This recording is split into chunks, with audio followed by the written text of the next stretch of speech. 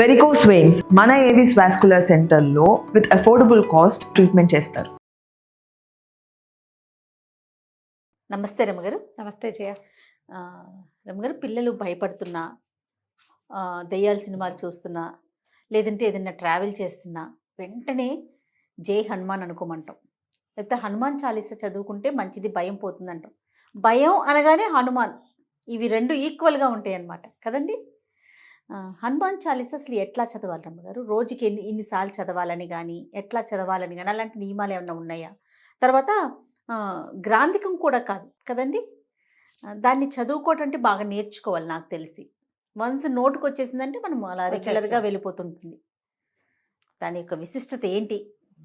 మీరు కొంచెం పదునుగా చెప్పండి. ఆంజనేయ స్వామిని తలుచుకుంటే భయం పోతుంది, శక్తి వస్తుంది. అదొకటే కాకుండా చాలా వస్తాయి జయ. ఆంజనేయ స్వామిని తలుచుకుంటే ఏమొస్తుందో చెప్పడానికి ఒక ప్రత్యేకమైన శ్లోకం. బుద్ధిర్బలం యశోధైర్యం నిర్భయత్వం అరోగత అజాడ్యం వాక్పటుత్వం చ హనుమత్ స్మరణాత్ భవేత్ అని చెప్తారు. ఎస్, బుద్ధి బలం రెండును, యశోధైర్యం యశస్సు ధైర్యము, కీర్తి ధైర్యం, నిర్భయత్వం అరోగత భయం లేకపోవటము, జబ్బులు తగ్గిపోవటం, ఆరోగ్యత, అరోగత రోగం లేకపోవటం, అజాడ్యం వాక్పటుత్వంచ, అజాడ్యం అంటే జడతో మందంగా బద్ధకంగా జడుగా ఉండటం. ఇందులో ఈ జడత్వంలో వ్యక్తులు బద్ధకంగా ఉండటమే కాదు, మందమతిగా ఉంటారు చూడు కొంతమంది పిల్లలు. కొంచెం కొద్దిపాటి ఆటిజం ఉంది, కొంచెం ఏదో అంటే మెంటల్లీ కంప్లీట్లీ ఛాలెంజ్డ్ కాదు, కొంచెం ఛాలెంజ్డ్ కిడ్స్, వాళ్ళకు కూడా వాక్పటుత్వంచ, మాటలు సరిగా రావట్లేదు, తెలివిగా సమయస్ఫూర్తి లేదు, తెలివిగా మాట్లాడలేకపోతున్నారు. అలాంటప్పుడు కూడా హనుమత్ స్మరణాత్ భవేత్, వాక్పటుత్వం కూడా ఆంజనేయ స్వామి స్మరణతోటి వస్తుంది. ఇంకేముంది, అన్నీ వచ్చేస్తాయి. ఈ శ్లోకం చదువుకోవటం. చెప్పారు కదా, బుద్ధిర్బలం యశోధైర్యం నిర్భయత్వం అరోగత అజాడ్యం వాక్పటుత్వం చ హనుమత్ స్మరణాత్ భవేత్. ఇందులో అర్థం కాని విషయం ఉందా? నీకు అర్థమైంది నేను చెప్పకుండా. అవునవును కదా, క్లియర్గా ఉంది. ఇప్పుడు ఆంజనేయ స్వామిని తలుచుకుంటే భయం పోతుంది, ఒకటే కాదు కదా, బుద్ధి బలము యశస్సు ధైర్యము కీర్తి సమస్తం వస్తాయి, జబ్బులు తగ్గిపోతాయి, వాక్పటుత్వం వస్తుంది. రామాయణంలో ఆంజనేయ స్వామి మనకి ఎంటర్ అయింది ఎప్పటి నుంచి? కిష్కింధకాండలో కనపడతారు. ముందు రామాయణంలో ఎక్కడా ఉండదు, బాలకాండలో లేదు, ప్రస్తావన ఉంది. బాలకాండలో బ్రహ్మదేవుడు దేవతలందరికీ చెప్పారు, సెలవిచ్చారు, భగవంతుడు సంపూర్ణ మానవావతారుడుగా జన్మించబోతున్నాడు, అతను చేయబోయే మహత్కార్యాలకి మనమందరం కూడా మనం ఎంతో కొంత సహాయం చేద్దాం అని చెప్పి, మనము అందరం మీరందరూ కూడా దేవతలందరూ మీరంతా కలిసి మీ శక్తులతోటి వానరులకి జన్మనివ్వండి, అప్సరసల యందు గంధర్వాంగనల యందు వానరులకి జన్మనివ్వండి అని చెప్పారు. కాదు రమ్మగారు, వాళ్ళు అసలు పిల్లల్ని కనలేరు, దేవతలకి పిల్లలు పుట్టరు కదా. అంటే భార్యల వల్ల సంతానం లేదు వాళ్ళకి. ఇప్పుడు భార్యల వల్ల సంతానం కదా, ఇది అప్సరోగణానికి తర్వాత గంధర్వ స్త్రీల ఎందుకు అన్నారు ఈ పిల్లల్ని. ఒక్కొక్కళ్ళు ఒక్కొక్క చోట వాళ్ళ అంశాలు, ఇది డైరెక్ట్ గా సంతానం అని చెప్పడానికి వీల్లాగా కాదు, బయలాజికల్ కిడ్స్ గా చెప్పడానికి వీల్లేదు, వాళ్ళ అంశస్వరూపాలు. ఇప్పుడు వాయుసుతుడు ఆంజనేయుడు, ఈయన బయలాజికల్ గా వాయువు కుమారుడు కాదు, ఈయన కేసరి నందనుడు. కేసరి భార్య అయిన అంజనాదేవికి వాయుదేవుని వరప్రసాదం వల్ల పుట్టినవాడు, అంతేగాని బయలాజికల్ గా వాయుదేవుడికి అంజనాదేవికి పుట్టినవాడని చెప్పబడదు, అలా జరగల. ఈ దేవతలందరూ మీరు సంతానాన్ని కలగండి కనండి అని చెప్పినప్పుడు ఆంజనేయ స్వామి మాట వచ్చింది బాలకాండలో. ఒక్క వర్డ్, ఒకటే వర్డ్, వాయువు అంజనాదేవి యందు ఆంజనేయునికి జన్మనిస్తాడు అని చెప్తారు, ఒక్కటే ఆంజనేయుడుగా, అంతే. అక్కడి నుంచి అయోధ్యకాండ ఉంది, అరణ్యకాండ ఉంది, ఎక్కడా లేరు. పూర్తిగా సీతాపహరణం జరిగిన తర్వాత రామలక్ష్మణులు ఇద్దరు సీతా ఏమంటారు అన్వేషణలో భాగంగా ఈ కిష్కింధ నగరం వైపుకి వచ్చారు. ఋషిముఖ పర్వతం దగ్గరికి వచ్చాకే మనకు ఆంజనేయ స్వామి ఎంటర్ అవుతాడు. ఆ హనుమంతుడు అప్పుడు ఎంటర్ అయిన వీళ్ళకి చిన్నతనం నుంచి స్నేహము, చిన్నప్పుడే కలిసింది ఏమీ లేదు. ఈయనకి 36-37 సంవత్సరాలు వచ్చినాయి రాముల వారికి. మరి ఆయనతో పాటే పుడితే వాళ్ళందరికీ కూడా అదే వయసు ఉండాలి కదా. ఆయనతో పాటు ముందో వెనకగానో పుట్టారు. అప్పుడు పరిచయం, అక్కడి నుంచి వారిద్దరికి స్నేహము, ఆపేక్ష, భక్తి, దాస్యము అలాంటివి వచ్చినాయి. అప్పుడు మొదలైనాయి. అయితే ఇప్పుడు ఈ సమయంలో ఎంటర్ అయిన ఆంజనేయ స్వామి భగవంతుడైన శ్రీరాముడికి, పరిపూర్ణ మానవావతారుడుగా ఉన్నటువంటి భగవంతుడికి అత్యంత ఆనందాన్ని కలిగించాడు. మొదటిది సీతను వెతికాడు. దానికంటే ముందు ఈయనతోటి స్నేహం కలిపాడు, సుగ్రీవుడితోటి స్నేహం కలిపాడు. వాళ్ళ మైత్రి మరింత ప్రబలం అవడానికి కారణమయ్యాడు. సీతాన్వేషణ చేయాలని బాగా ప్రబోధం చేసుకున్నారు ఒకళ్ళకొకళ్ళు. అక్కడి నుంచి సీతాన్ని అన్వేషించడానికి తలా ఒక గుంపు, తలా ఒక పక్కకి వెళ్తే వీళ్ళు ఈ ఋష్యమూక నుంచి, కిష్కింధ నుంచి దిగువకి ప్రయాణించి సముద్ర తీరాన్ని చేరారు. దక్షిణ సముద్రం వైపుకు ప్రయాణం చేశారు. అక్కడ చాలా రకాలుగా తెలుసుకుని ఆయనకి అపరిమితమైన బల సంపన్నుడైనప్పటికీ శక్తి తెలియకుండా తెలివిగలవాడుగానే ఉన్నాడు, కానీ బలశాలిగా అప్పటిదాకా ప్రదర్శన లేదు ఆంజనేయ స్వామి పట్ల. ఈయన అత్యంత బలశాలి అని, ఈయనకి ఇలాంటి శక్తి ఉందని, ఏదైనా చేయగలడని అప్పుడే చెప్పబడింది. కిష్కింధకాండ చివరి భాగంలో, సుందరకాండ మొదటి భాగంలో.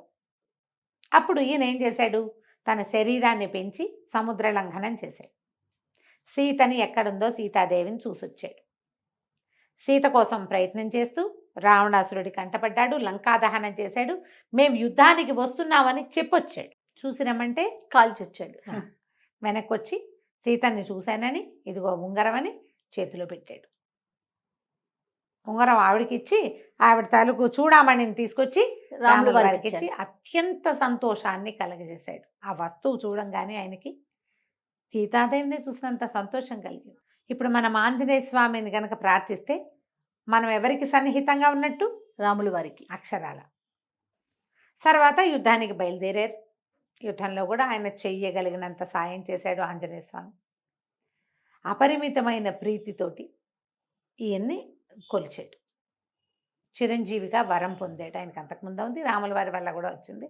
ఎక్కడ రామనామ సంకీర్తనం ఉంటే అక్కడ ఆంజనేయ స్వామి ఉంటాడని చెప్తారు. ఎత్ర ఎత్ర రఘునాథ కీర్తనం తత్ర తత్ర కృతమస్తకాంజలిం బాష్పవారి పరిపూర్ణలోచనం మారుతిం నమత రాక్షసాంతకం. ఎక్కడ రామనామ స్మరణ ఉంటే అక్కడ ఆంజనేయ స్వామి ఉంటాడు. ఈ కథనాల వీటి వల్ల మనం ఆంజనేయ స్వామిని తలుచుకుంటే భగవంతుని సామీప్యాన్ని పొందినట్టు మనం ఆటోమేటిక్గా వస్తుంది. అందుకని పిల్లలకి హనుమాన్ చాలీసా నేర్పిద్దాము. ఆంజనేయ స్వామికి సంబంధించిన చాలా శ్లోకాలు ఉన్నాయి. ద్వాదశ నామావళి, ఆంజనేయ స్వామి తాలూకు ద్వాదశ నామావళి 12 నామాలు ఉన్నది, చిన్నది, అది చెప్పచ్చు. అక్కడి నుంచి హనుమాన్ చాలీసా పెద్ద చాలీసా అనగానే 40 కదా. అయితే ఈ 40 శ్లోకాలు దోహాలు అంటే చిన్న వాటి కదా, 4 లైన్లే. అవి కూడా సరిగా రాస్తే 2 లైన్లే వస్తాయి. తెలుగులోనూ చెప్పుకోవచ్చు.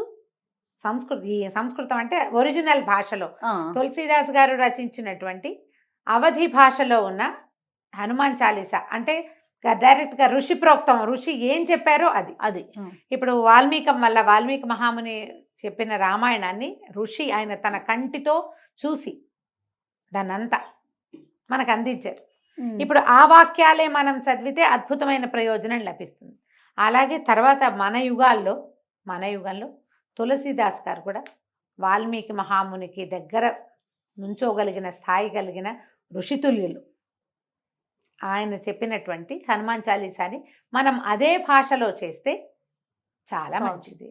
ఆ భాష చెప్పలేకపోతాం, తప్పులు వస్తాయని చెప్తే తెలుగు భాషలో మనకి అవకాశం ఉంది, అది కూడా చెప్పుకోవచ్చు. హనుమాన్ చాలీసా సింపుల్గా వస్తుంది పిల్లలకి. ఏదైనా ట్యూన్లో నేర్పించుకోవటమే.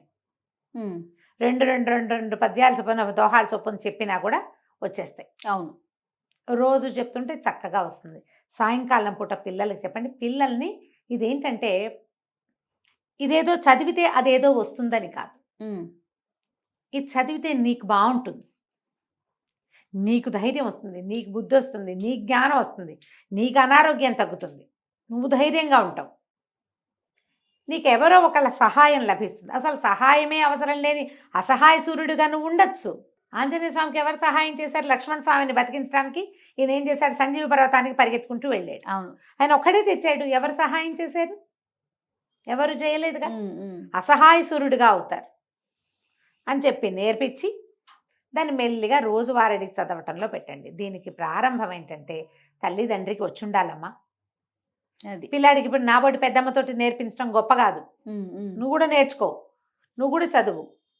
శనివారమో మంగళవారమో చదవటం, గుళ్ళోకి తీసుకెళ్తే గుళ్ళో నాన్న హనుమాన్ చాలీసా చెప్పుకో అని చాలీసా చెప్పిచ్చేసేయాలి పిల్లలతోటి. ఉమ్.